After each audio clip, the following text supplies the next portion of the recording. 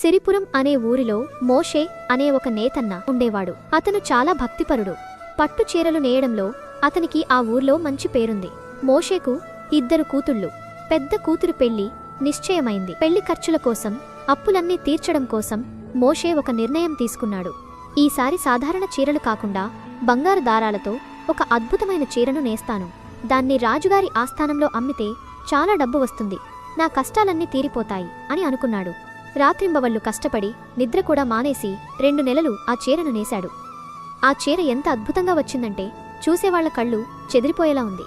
హమ్మయ్య, రేపు ఉదయం ఇది అమ్మి నా కూతురి పెళ్లి ఘనంగా చేస్తాను అని సంతోషంగా దేవునికి ప్రార్థన చేసి ఆ చీరను మడతపెట్టి బల్లమీద ఉంచాడు.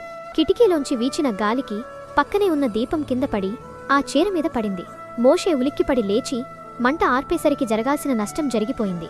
చీర మధ్యలో పెద్ద రంధ్రం పడింది. మోషే గుండె పగిలిపోయింది. 2 నెలల కష్టం బూడిదలో కలిసింది. అతను ఏడుస్తూ దేవుణ్ణి గట్టిగా అడిగాడు. ప్రభువా, ఎందుకు నాకు ఈ శిక్ష? నేను నీ బిడ్డను కదా. రేపు నా కూతురు పెళ్లి ఎలా చెయ్యాలి? అసలు నా ప్రార్థనలు నీకు వినపడుతున్నాయా అని నిరాశతో, కోపంతో ఆ రాత్రి అలాగే పడుకున్నాడు. ఆ నిద్రలో మోషేకు యేసుప్రభు కనిపించారు. ఆయన ఒక కుమ్మరివానిలా కుండలు చేస్తూ కనిపించారు. యేసుప్రభువు మోషే వైపు తిరిగి ప్రశాంతంగా ఇలా అన్నారు. మోషే, ఒక కుమ్మరివాడు మట్టిని పిసికినప్పుడు ఆ మట్టికి నొప్పిగా ఉంటుంది. కానీ ఆ కుమ్మరివాడు ఆ మట్టిని అందమైన కుండగా మార్చడానికే అలా చేస్తాడు తప్ప దాన్ని నాశనం చేయడానికి కాదు. మోషే ఏడుస్తూ, కాని ప్రభువా, నా చీర కాలిపోయింది. ఇప్పుడు నా పరిస్థితి ఏంటి అని అడిగాడు. అప్పుడు ప్రభువు నవ్వి, నీ కళ్లకు అది నాశనమైనట్టు కనిపిస్తోంది. కాని నా ప్రణాళిక వేరు.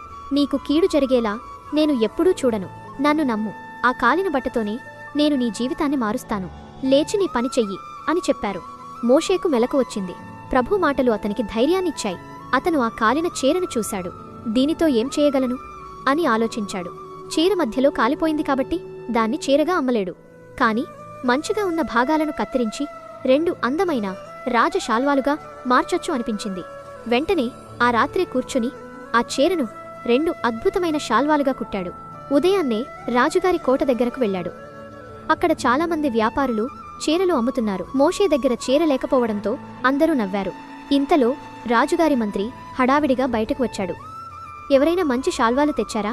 ఈరోజు పక్క రాజ్యపు రాజుగారు మన అతిథిగా వచ్చారు.